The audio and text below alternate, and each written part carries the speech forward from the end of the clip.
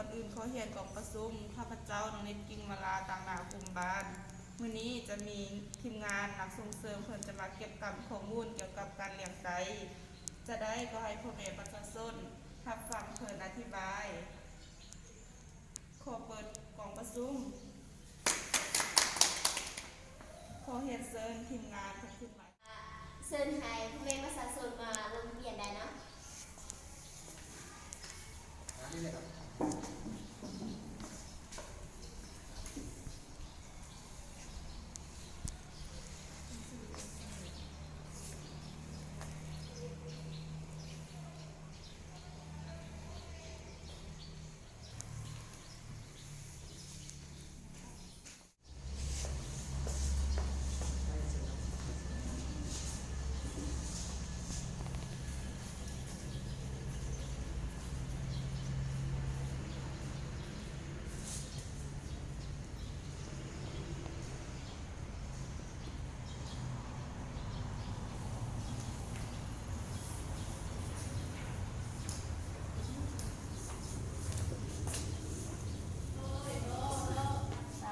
มีการที่มาเป็นโอกาสดีทางทีมงานพวกเราจะมีการที่ว่ามาเก็บกรรมสถิติเกี่ยวกับการเลี้ยงไก่ในบ้านวัดเสือพวกเราละก่อนอื่นข้อเรียนที่ประชุมข้าพเจ้าซื้อมอเอซื้อเฮอมาจากโครงการกิจกรรมในบ้านไม้และที่ที่สองของข้าพเจ้าก็เป็นหัวหน้าทีมก็จะเข้าในไหนนี้คนอื่นเขาเหียนหัวหน้าโครงการกิจกรรมในประมาณที่เขาลบในนัดชื่อเฮียนห้าในบ้านรักเสือที่นับชื่อและหักแพงจุดประสงค์ในมื้อนี้ทีมงานผู้ประคับมีส่งจุดประสงค์ก็คือหนึ่งทีมงานเมืองผู้ประคับจะได้ลงกิจกรรมข้อมูลสถิติเกี่ยวกับการเก็บการสถิติการเลี้ยงสัตว์ไก่ประจำสุกปี2021จุดประสงค์ที่สองอยู่ในบ้านของพวกเรานี้มีเจ้าครอบครัวและเจ้าครอบครัวที่เลี้ยงไก่แล้วก็ยกหูตื่นมาครอบครัวที่เลี้ยงไก่มีทั้งหมด7ตัวผู้7ตัวตัวแม่7ตัวในกลุ่มประชุมครั้งนี้เป็นเก็บข้าวหวมมีดังนี้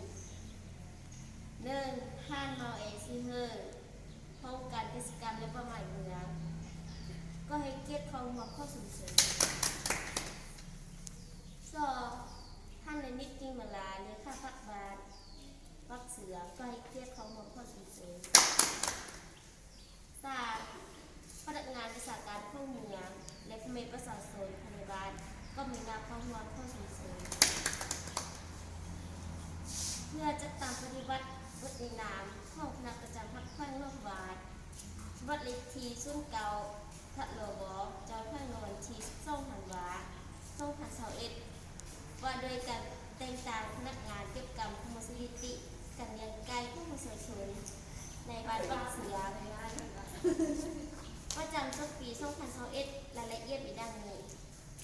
1เขามียาโยฟูเป็นที่ปรึกษา2นางมาเอซิเฮอร์เป็นผู้รับเข้าคำเกี่ยวยาวิชาเป็นวิชาการ4นางนิกอิงลานักวิชาการ5เขาอุ้มขันเราจูเป็นผู้ช่วย6นายซึ่งทนในโอกาสต่อไปนี้ข้อเห็นเสนอข้ามคันเกลพนักงานวิชาการคืนอธิบายและแนะนำเกี่ยวกับวิธีการเก็บกรรมข้อมูลสถิติเกี่ยวกับการเลี้ยงไก่ข้องเมฆภาษาเสริมข้อมูลเสริมสบายดีตอนเช้าเมื่อทุกคนเนาะข้าพเจ้าซื้อพันแก้วมีมาเนาะก็เขาเนี่ยที่ประชุมเนาะก็เขาแสดงความเคารพนั่นคือมันยังบรรดาที่มีนักข้อมูลในการประชุมครั้งนี้ข้าพเจ้าขอชี้แจงและอธิบายเกี่ยวกับวิธีการเก็บกรรมข้อมูลสถิติกสิกรรมการเลี้ยงไก่ในสมเฮียโซฟันสวิตนี้แม่ให้พ่อแม่ประชาชนพอพร้อมเอาหัวใจเกี่ยวกับการสนองข้อมูลแม่ให้เว้าก่อนจริงต่างกันแนะนำของพวกเขาเพื่อได้สรุปสร้างรวจข้อมูลให้ขึ้นต้องตามคำแนะนำของทางศูนย์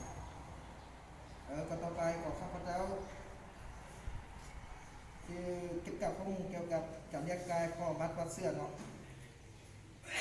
ต่อไป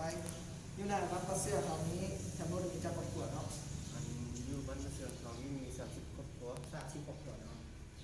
ดังนั้นครอบครัวที่เลี้ยงไก่มีจักรครอบครัว อันมี15ครอบครัว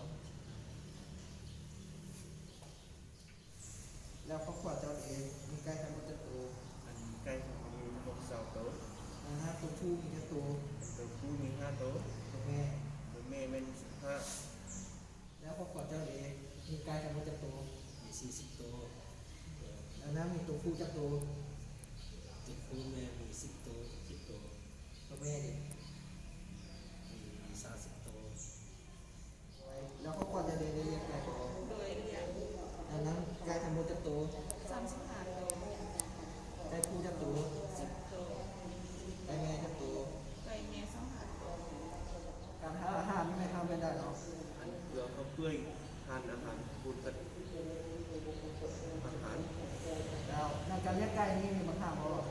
อันใกล้มันไตและใกล้น้อยใหญ่ซ่าสุขภาพออกเพียน วิธีการป้องกันเนี่ยป้องกันยังไง อันสักวันสิ้น แล้วสนามการแนะนำเกี่ยวกับวิธีการเก็บการข้อมูลสถิติกสิกรรมของห้องนี้ก็ใกล้จะสิ้นสุดลงแล้ว สุดท้ายนี้ข้าพเจ้าขอแสดงความขอบใจในค่าที่ได้เสียสละเวลาเอาเวลามาเข้าครัวในครั้งนี้ จงมีสุขภาพแข็งแรงปราศจากโรคภัยไข้เจ็บนานาประการขอขอบใจ เจ้าขั้นการมานีก็เป็นการแนะนำเกี่ยวกับการเก็บกำสถิติเกี่ยวกับการเลี้ยงไก่ในบ้านพักเสืองเนาะ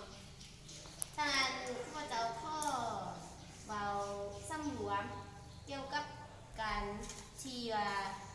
เก็บกำสถิติของบ้านพักเสืองว่ามีครอบครัวทั้งหมดจักคน แล้วก็มีครอบครัวที่เลี้ยงไก่มีจักรครอบครัวทุกครูทุกแม่จักรโตเนาะขั้นรายละเอียดเลยบ้านปักเสืองมีครอบครัวทั้งหมดแม่30ครอบครัวจำนวนครอบครัวที่เลี้ยงไก่มีทั้งหมดแม่15ครอบครัวการเลี้ยงไก่ของ15ครอบครัวนี้รวมทั้งหมดมีอยู่185ตัวจำนวนตัวผู้รวมทั้งหมดแมน55ตัวจำนวนตัวแม่รวมทั้งหมดแมน130ตัวก็ถือว่าการเลี้ยงไก่ในบรรพบุรุษเสือก็ถือว่าการเลี้ยงไก่ตัวแม่นี้น่าจะไล่กว่าตัวผู้เนาะก็คือตัวผู้นี้น่าจะน้อยกว่าเพราะว่าการเลี้ยงไก่นี้ต้องเอาตัวแม่เป็นหลัก ก็ถือว่าการเก็บกำสถิติในบรรพบุรุษเสือก็ถือว่าสิ้นสุดลงแล้วต่อไปนี้ข้าพเจ้าก็ถือว่า